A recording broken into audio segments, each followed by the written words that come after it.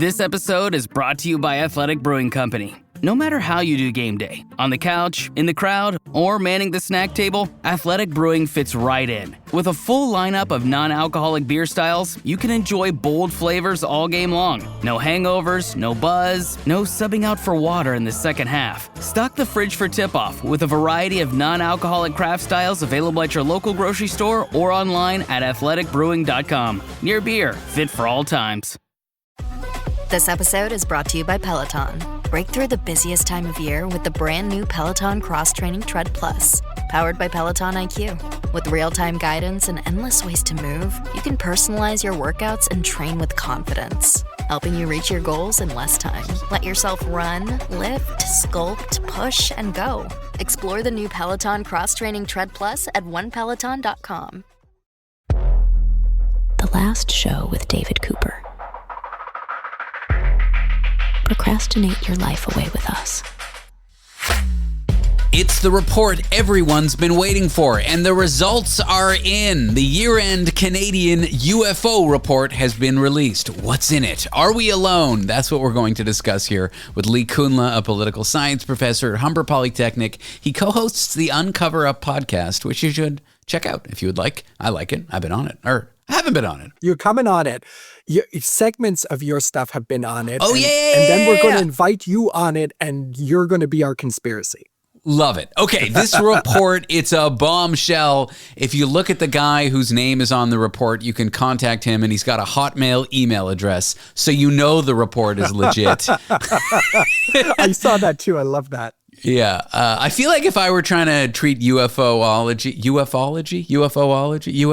Yeah, it's a good question. I think originally it was pronounced ufology. Ufology. If I was trying to treat that as a scholarly science, which it is, I mean, these reports, they do their research, I probably wouldn't put a Hotmail address on it. Yeah, no, I love it. We were just talking before we went on air about like 1990s conspiracy whistleblowers. And Yeah. I feel like a Hotmail address, preferably one that doesn't have your name, is got to be part and parcel of that kind of character, no? So the number of sightings, no joke, 26,000 UFO sightings have been reported in Canada for the last 36 years. That is a large number of objects, but many of them have a plausible explanation, right? At least most of them. Yeah. So you're right first that it's a big number. And then just last year, 2025, it was over 1,000. It was like 1,050 who just reported last year seeing a UFO. So you're right also that most of them, when they have been analyzed, we've been able to come up with pretty mundane explanations. And so there's actually, it's kind of cool if you look at where most good UFO sightings happen. They tend to happen in places where you don't have a lot of other visual clues and context to help you understand what's going on. So imagine the nighttime on the Atlantic Ocean. You know, you just there's nothing really to distinguish what is in the foreground, what's in the background. And so then it's also hard to judge if something is moving fast or not. So often we'll get really good UFO reports where a number of people have seen something quite incredible. And then when there's been enough information to look into it, it'll be something like the squid lights on a Japanese fishing boat, where they kind of shine these super bright lights into the water, but on the way into shining it into the water, they might cast light into the sky, and then you see these amazing lights going back and forth. So that's just one example of the kind of thing that a lot of UFO sightings boil down to. It's like, oh, there's this mundane thing. Weather balloons, airplanes with lights on them that get misperceived by the people seeing them. I mean, there's a lot of plausible explanations. For sure. Of course, also military tech. Now, there's a CIA historian who in the 1990s, he took a look at the false positive UFO sightings between the 50s and 60s and came up with something like 50% of them were UFO tech that was at that point secret.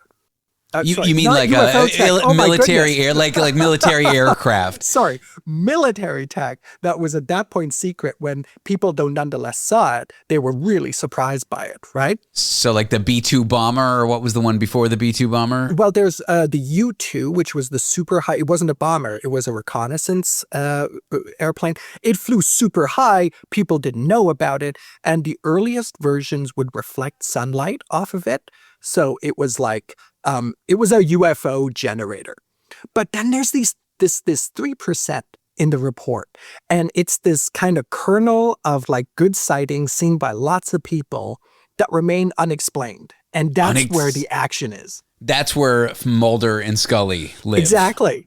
I was just watching Gillian Anderson in an interview. How has she aged so well? I don't know.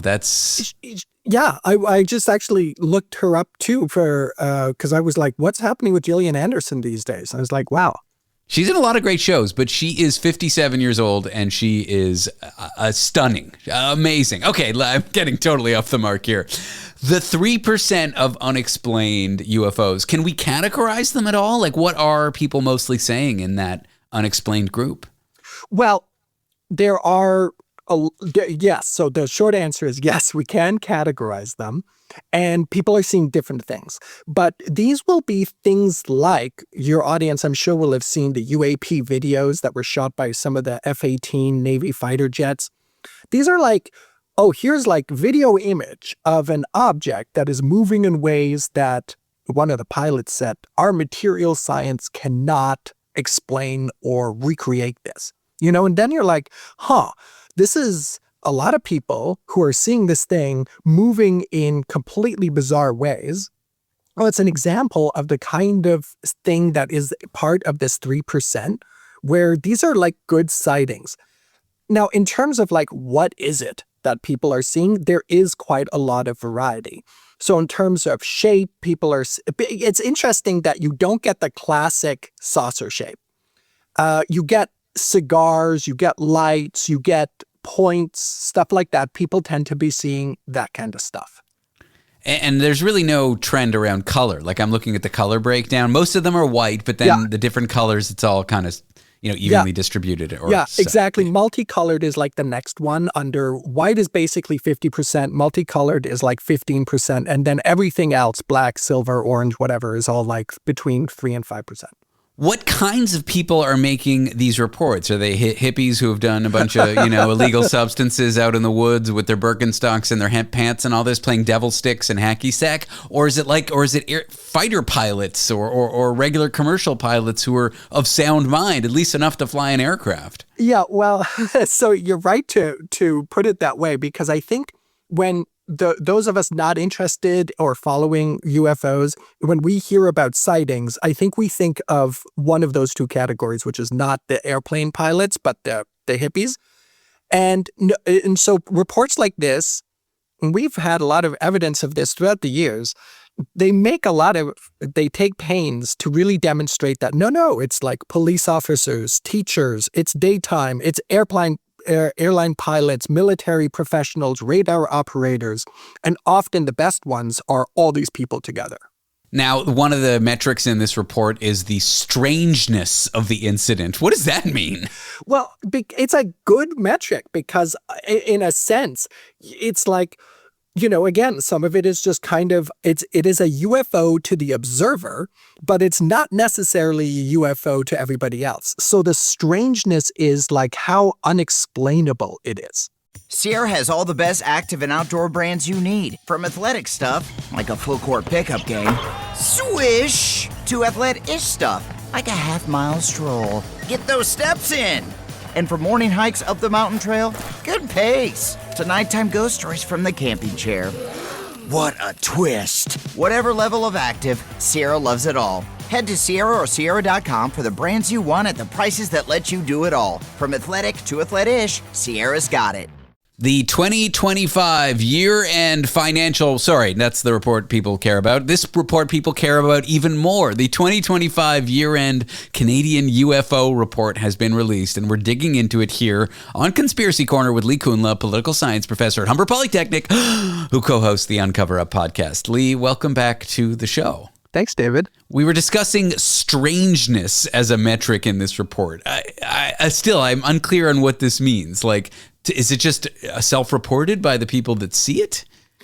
They actually, so they have a metric where they break it down between 1 and 9, and there's a number of different things that go into it. It has to do to some extent with how many people are seeing it, how easily is it explained, but also issues of, is it like a first encounter, second, third encounter? You have that Close Encounters of the Third Kind, the Spielberg film.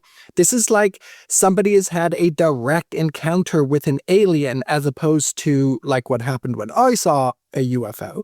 I just saw something in the sky I couldn't explain, right? So the mind would be considered much less strange than somebody else who's like, look at this physical evidence, look at these crop circles, look at whatever. And there's more factors than that go into it, but that gives you a sense. Reliability is also in there, which I find so interesting. They rate the reports by how reliable they are on a scale from 1 to 10. There are no entries that are 10 on the reliability scale, which seems honest to me because how can you get 100% certainty there? Walk me through how we treat a sighting as reliable or not. Let me note just about that there is no number 10 on it. One of the things that frustrates me and other people who are sort of skeptically interested in this is why don't the UFOs just come to like New York City? Like, why don't they just land in a super populated place, like the day the Earth stood still, that 52 film. Or on the White House lawn, like, yeah. Yeah, just like land there, get all the TV crew that come out, you're like these weird beings, and you have like alloys that we cannot synthesize on Earth. That would be a number 10, right? That's what we're all waiting for. And so the fact that we don't have that is really frustrating. And so we're always trying to like piece it together in terms of, well, were there lots of people who saw it? Was it something that we just have actually a straightforward explanation to? Were the people who saw it, again, like, your example of hippies in the forest, or were these sort of like, people during the day kind of minding their own business? Were they themselves, are they into UFOs, or are they just civilians who are trying to mind their own business, Yeah, because that can introduce a certain bias when you're like, I think the world exists in a way where UFOs are everywhere, therefore everything I see is a UFO. That would be an unreliable report. Yeah. So I'll just read you quickly from the report. It says higher reliability cases include actual interviews with witnesses, a detailed case investigation, multiple witnesses, supporting documentation, and other evidence. So that would increase its reliability. The more people who see it, the more documentation you can provide.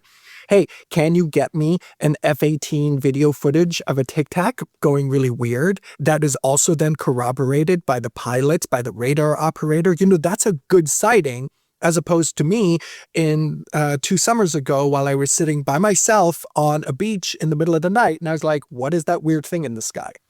Less reliable. The most UFOist city in Canada, drumroll please, Calgary, for whatever reason. That surprised me too, because most of the rest of the report really tracks population. So what you're seeing is you see a lot of UFO reporting in places that have a lot of people. Ontario, Quebec, Toronto, Montreal, stuff like that. But I was also surprised that Calgary is number 1.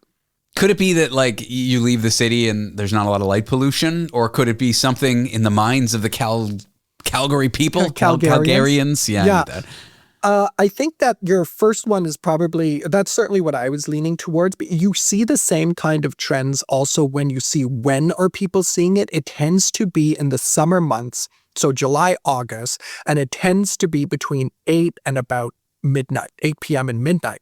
So what's happening, I'm assuming, is that people are on holiday at their cottages in places where there isn't light pollution, and they're chilling out and they're looking at the sky. And so they're seeing more things than they might see in the city during the day, or whatever, like when they're rushing around in light pollution. And I think there might be something there about light pollution and, it being easier to maybe get out of Calgary than it is to get out of Toronto. Lee, when people ask me what kind of show is this, I usually say it's a variety of topics. We do a lot of sex communication. For example, Yes. later in the program, we're going to have a woman who fell in love with her sex robot. Okay. Sex AI model, whatever.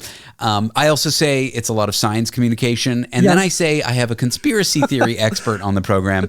And then they think that means it's someone who believes in conspiracy theories. And I got to clarify, no, these people are of sound, rational mind. They spend their career analyzing conspiracies and conspiratorial thinking. Yeah. And these are some of the most rational people I know, you and your colleague, Nathan. That's nice of you to say. So when you told me at the commercial break that you've seen UFOs, I definitely was taken back by it because I'm very skeptical, and I know you're very skeptical. I would not describe you as someone prone to believing in conspiracy theories. You're probably one of the people I know who has the most armor against believing in them because you study them. You know what the pitfalls are. So you got to tell me about these sightings that you've had. Well, I mean, I would, okay. There was a couple. One of them, I know what it is now retrospectively. It happened many years ago, and I was trying to stargaze with my son, who was at that point, I think, 3 or 4 years old. So we get a tent. We put it out in this field that we were staying on a farm.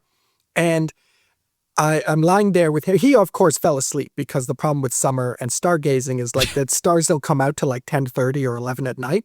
So he was out. But I was there, lying there and waiting. And then suddenly I see a light and it got really bright. And then suddenly it dimmed and then it was gone. Could it be in a shooting star pointing right at you? Yeah, I was thinking, like, what could this possibly have been? And what I think it was I think it was a small airplane, like one of these kind of like 2-seater things, flying at night. And I think it turned. And basically what I was tracking was sort of like a side angle of its light. And then it turned. Now, I didn't hear any engine or anything like that. So it was very, it was kind of spooky. Quiet, yeah. And then suddenly this light is just like directly in my eyes. It's huge. It's bright. And then it just disappeared, I guess, because the airplane turned around. I think that's what happened. We're not alone. Oh, yeah, or that. Now, I do have a better one, which I just cannot explain. Very briefly, I was sitting on a beach 2 years ago, I think. It was very dark. No light pollution.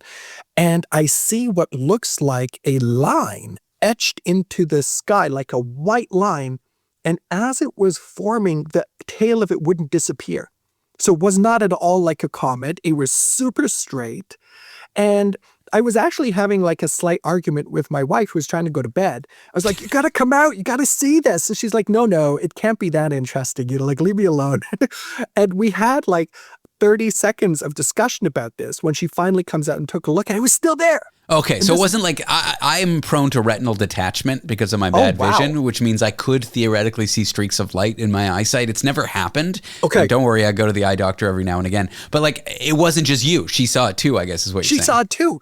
And that's what that was important for me, was that like somebody else actually witnessed it so that we can both remember it together, and I'm not going to just spin out. And it saved your marriage because you were in a huge fight over she wanted to go to bed. And now you guys have a great marriage. So UFOs saved Lee's marriage, according to me right now. Yeah, exactly. But you are right to know. Look, the thing is, the U in UFO is unidentified. So as long as I don't know what it is, it's a UFO, but it doesn't mean it's aliens. Well, thanks for going over this newly released UFO report with me, Lee. It's always a joy having you on the show. And it's nice to cover aliens with someone who's not, off the rocker. Yeah. Or a hippie in the woods with the hacky sack. You can listen to Lee Kuhnla's podcast. It's called the Uncover Up Conspiracy Cast. Lee's a political science professor at Humber Polytechnic. Lee, again, thank you. It's been a joy. Thanks, David. Get ready for Safety Not Guaranteed, the new time-traveling musical at Signature Theater. Based on the cult film, this indie rock adventure features an electrifying score by Guster's Ryan Miller. Safety Not Guaranteed plays March 3rd through April 12th. Tickets at sigtheater.org.